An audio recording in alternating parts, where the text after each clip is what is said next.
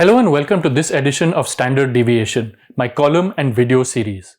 I'm TCA Sharad Raghavan, Deputy Editor at The Print, and I'm going to be speaking to you about how India doesn't need any additional taxes like the inheritance tax or an increase in tax rates to fund its welfare measures. It's doing quite well at the rates and taxes that it has, and it's even doing this without having to borrow large amounts. The debate on inequality and redistribution of wealth ahead of the 2024 Lok Sabha elections has focused on whether India needs more taxes to boost its spending on uplifting the poor. What has been missed out in the high-pitched political rhetoric is how much welfare spending India already does and how this has been achieved without resorting to inordinately high levels of taxation or excessive debt levels. India is not quite a welfare state, but it has nevertheless been on this road for a while now. And it's been doing it in the way it needs to. Rather than borrowing more or trying to raise tax revenues through rate increases or redistributive taxes, the country has made improvements in social welfare through better targeting. Over the last 2 decades or so, India has paid considerable attention to each element of what makes a welfare state. That's free healthcare, free education, free food, income support for the unemployed, and pensions. The country has managed to cover large parts of the population in almost every one of these categories. Now, this isn't the impact of any one government, but a gradual shift that's spanning decades. What one government has implemented, the next one has widened and improved. It's also not just the central governments at work.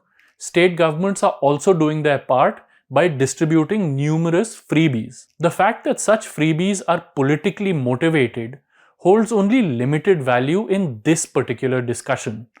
The positive outcome, which is that the poor are receiving help, is taking place regardless of the policy motivations. So how much of a priority does the government give to the social sector?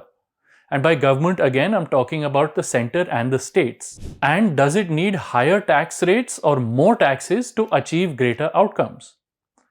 There are various ways to look at this issue. The first is to understand what a welfare state is and if India falls within these parameters. The second is to compare India's social sector spending with that of known welfare states like the Scandinavian countries, France, and Italy. Third is a comparison of India's current taxation and debt levels with these welfare states. Let's examine the 4 key pillars of welfare: food, health, education, and income. Ever since the National Food Security Act was implemented in 2013, significant expenditure has been allotted to providing about half the population or even more with highly subsidized food grain. That subsidy now has become 100% and people are getting food grain for free. It's no one's argument that households need more than the 5 kgs of food grain that they're receiving so far, or that the coverage of the scheme needs to be widened further than the 80 crore households that are getting free food grain. In fact, recent household income and expenditure data will likely result in the coverage shrinking in line with real needs. That is, it's highly likely that the income data will show that the actual number of people who need free food is lower than the 80 crore who currently get it. So expenditure on this front might actually reduce. Coming to education, back in 2002, the 86th Amendment of the Constitution inserted an article to provide free and compulsory education for all children in the age group of 6 to 14 years. Building on this, the Right of Children to Free and Compulsory Education Act of 2009, which is also called the Right to Education Act, legislated that each and every child was entitled to full-time elementary education. Now, an argument can be made here that the RTE Act should be expanded to include higher levels of education than just elementary school. But given that expenditure on the scheme is shared between the center and the states, the additional financial burden won't be high enough to require additional taxes. For healthcare financing, the Rashtriya Swasthya Bima Yojana, the UPA government's public health insurance scheme, which was launched in 2008, was aimed at providing below poverty line patients with free medical insurance cover up to certain limits. The Ayushman Bharat Yojana was launched in 2018 as a repackaging of this scheme with higher coverage and a wider net. Then, of course, there's the Mahatma Gandhi National Rural Employment Guarantee Scheme, which offers income support to whoever demands it by providing them with a minimum amount of work and income. The UPA government introduced the act in 2005, and the Modi government has continued to make extensive use of the scheme. These major areas of welfare are over and above the centre's fuel and fertilizer subsidies, the cash transfers to farmers, and the free electricity, free water, and public transport schemes provided by various state governments. The metric in which India fails to qualify as a welfare state is the share of its total expenditure that it dedicates to the social sectors. India's general government, which is the combined central and state governments, allocates about 27% of its total expenditure to the provision of social services. This figure is about 57% for France, 48% in Canada, 49% in Switzerland, and about 57% in Denmark. India does not need to reach these levels. These are the very highest in the world.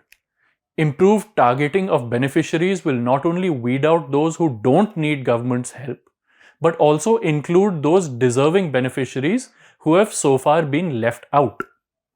However, overall, the percentage of the Indian population that is being provided a social net is around where it needs to be. There is undoubtedly a need for better infrastructure in health and education, but that can come through a reorientation of existing capital expenditure. We also do need to pay teachers and doctors employed in government institutions way more than we are right now. But this too is possible using existing resources and any additional tax revenue that can be earned by bringing more people into the tax net. We do not need to raise rates or bring in new redistributive taxes to achieve this. Now, the third level of analysis is to see how India is paying for its social sector spending. Are we paying for this level of welfare through taxes that are too high, or by taking on crippling levels of debt? As it turns out, the answer is no to both. India's median general government debt level, again, general government is central government and state governments, since 2000 has been about 74% of GDP, far lower than the 88% in France and 85% in Canada. Not to mention the US at 99% and Italy at 120%. India's debt levels are higher than Sweden and Denmark, the two paragons of welfare. But those two countries rely instead on tax revenues to finance their activities. Sweden and Denmark have a median tax to GDP ratio of about 27 to 33% over the last 22 years. This median ratio has been just 10.5% in India over the same period. That's 22 years. Yes, this figure is too low for a country like India and all its growth needs, but the fact is that this level has been largely enough to fund all of our welfare measures. Further, there's quite a lot of improvement India can achieve in its tax to GDP ratio through a wider tax base rather than higher rates. When people talk about the welfare state as a great ideal to strive towards, that India should be more like the European countries or the Scandinavian countries, they should look deeply at how long and how well India is already been walking this path. They might be in for a surprise. On that note, that's all from me. Thank you so much for watching.